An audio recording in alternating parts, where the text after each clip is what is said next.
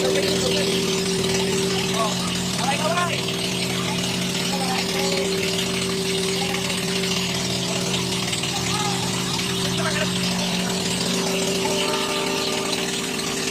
yun na nga mga kaleeg, diba nasa beach na kami ngayon, pero may bigla ang trip pa rin yung tropa. Papunta pala kami ngayong Batangas, galing Ternate, Cavite, para mag-snorkeling at mag-cliff jumping.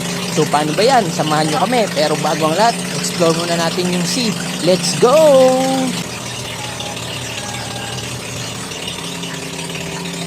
Etong time nga na to mga kaleeg, ini-enjoy ko lang yung biyahe namin papuntang Batangas.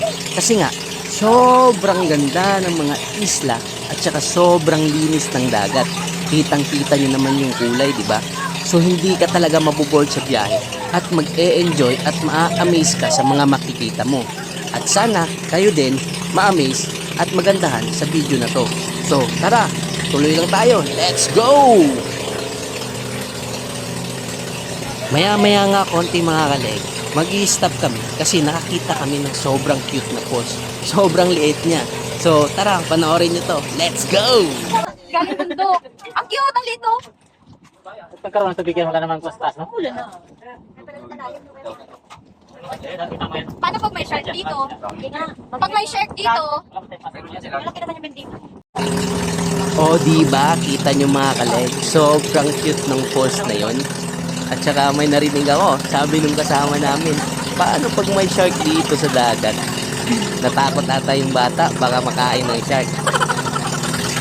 So ayun na nga mga kaleg, tuloy-tuloy lang tayo sa biyahe. At sana, tuloy-tuloy lang din panunood nyo. So tara, let's go!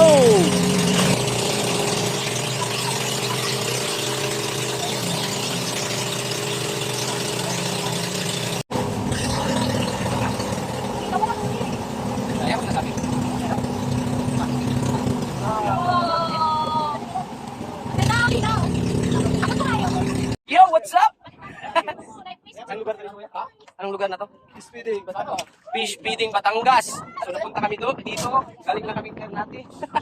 Pero mabilis ang biyahe kasi sa tubig tayo naman. Sa tubig yan, kita nyo yung white sand.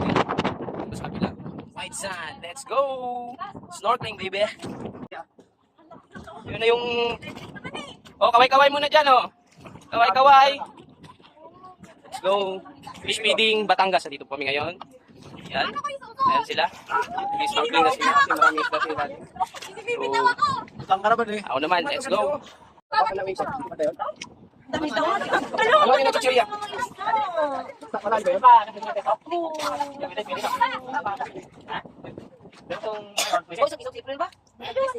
At yun na nga mga kaleeg, dito tayo magki-cliff diving mamaya. So abangan nyo yung pagtalon ko. Let's go! Sige na yan. Dalawa ta. Tapos dalawa ka dito.